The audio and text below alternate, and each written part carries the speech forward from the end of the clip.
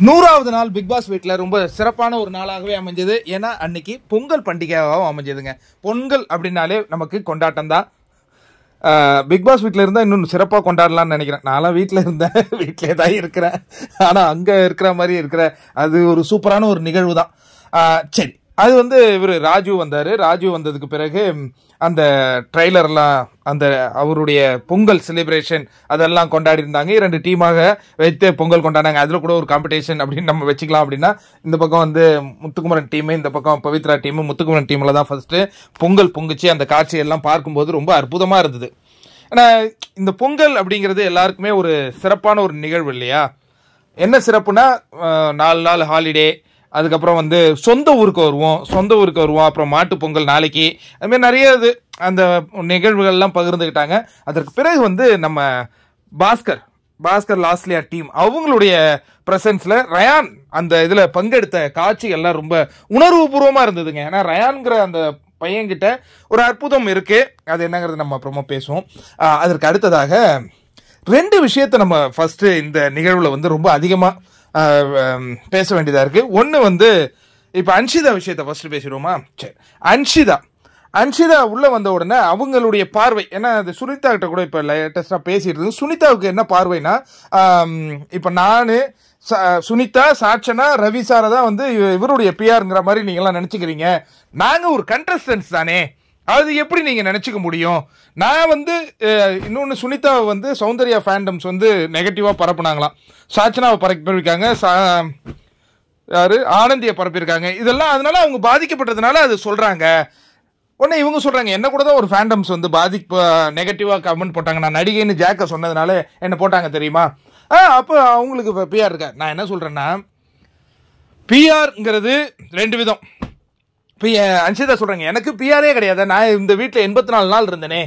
இன்னொன்று, எல்லாருக்கும் பிஆர் இல்லை, ஒருத்தவங்களுக்கு தான் இருக்குன்னு சொல்கிறது என்னால் ஏற்றுக்க முடியல. சுனோ, என்னடா சொல்கிற? ஆமாம், அதில் வந்து நீ யாரை சொல்கிற? ரவி சாரை சொல்கிற. அவர் ஒரு கண்டஸ்டன்ஸ், அவரை போய் திரும்பி சொல்லிட்டு இருக்க. உனக்கு அவ்வளோதான் தெரிஞ்சது, புரியுதா? ஏன்னா இந்த வீட்டில் பொறுத்த வரைக்கும் நம்ம உள்ளே இருக்கும்போது நம்ம இங்கே பேசிகிட்டு இருப்போம், அங்கே என்ன பேசுகிறாங்கன்னு தெரியாது. இன்னொன்று, அங்கே பேசிக்கிட்டு இருக்கும்போது இங்கே பேசுகிறாங்க என்னன்னு தெரியாது. பட் நீ 24/7 இல்லை எபிசோட பார்த்தீங்கன்னா எல்லாமே தெரியும். சரி, அதை விடு, எனக்கு தோணுச்சு, நான் சொன்னேன், இதனால உனக்கு என்ன அப்படிங்கும்போது முத்துவோடைய மனம் வந்து உடையுது. அவர் என்ன சொல்கிறாருன்னா, இப்போ நீங்கள் வந்து இவங்களை கட்டி பிடிக்கிறீங்க, யார் சௌந்தர்யாவை கட்டி பிடிச்சி அவங்க மனம் உடஞ்சிச்சு அப்படின்னு ஃபீல் பண்ணுறீங்க. ஆனால் என் மனம் உடஞ்சிருக்க. இப்போ என்ன போய் இவங்கெல்லாம் என்னுடைய வெல்விஷர்ஸ், இவங்க என்னுடைய பிஆர் கிடையாது. நாளைக்கே நான் வெளில போனேன்னா யாராவது என்னுடைய ஃபேன்னு சொல்லாதீங்க, நீங்கள் என்னுடைய வெல்விஷர்னு சொல்லுங்க. அப்படி தானே என்னுடைய ஸ்டாண்ட் இருக்கு. அப்படி இருக்கும்போது ஏன் இவங்க அப்படி செஞ்சுட்டாங்க அப்படின்னு ஒன்று. ரவி சார், இது உனக்கு வச்சது இல்லடா, குறி எனக்கு வச்சதுடா. இவங்களுக்கு எப்படியோ அந்த சாட்டர்டே விஷயம் லீக் ஆகிட்டு இருக்கு, அதை பார்த்துருக்காங்க. சண்டே எபிசோட் பார்த்த உடனே நான் பிஆர் பண்ணுறேன்னு நினைக்கிறாங்க. நான் இப்போவும் சொல்கிறேன்டா, நான் இந்த கேட்டை விட்டு வெளில போகும்போது சொன்னேன்ல, முத்து விட்டுறாதரான்ட்டு, குமரா விட்டுறாதரான்ட்டு, அன்னையிலேருந்து உனக்காக பேசிகிட்டு இருக்கேன்டா, நீ ஜெயிக்கணுங்கிறதுக்காக நான் பேசிகிட்டு இருக்கேன்டா. உடனே சத்யா வந்து கேட்குறாரு, அப்படிலாம் பேசலாமா சார்? அது எங்களுக்கு தெரியலையே. ரிவ்யூ பண்ணக்கூடாது, இதெல்லாம் பண்ணக்கூடாதுன்னு சொல்லிட்டாங்கடா. ஆனால் நான் போய் ஸ்பேஸில் பேசிகிட்டு இருப்பேன். என்னுடைய இம்பேக்ட் எப்படி தெரியுமா? நான் ஒரு பெரிய இன்ஃப்ளூயன்ஸரா, நான் பேசினேன்னா அப்படி இன்ஃப்ளூயன்ஸ் ஆகும், எனக்கு தெரியும். உடனே முத்துக்குமரன் சார், நீங்கள் ஒரு விஷயம் பண்ணுங்க, நான் உள்ளே இருக்கிற வரையும் தயவு செஞ்சு நான் தான் ஜெயிப்பேன்னு மட்டும் சொல்லிட்டு இருக்காதீங்களா, விடுங்களேன். அது எப்படி என்னால் முடியும்?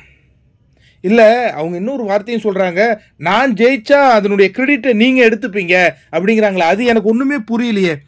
டேய், உனக்காக நான் பல விஷயம் பண்ணியிருக்கேன்டா குமரா, ஏன் உனக்கு புரிய மாட்டேங்குது? நான் உங்களுக்கு எதுவும் பணம் கொடுக்கலையே.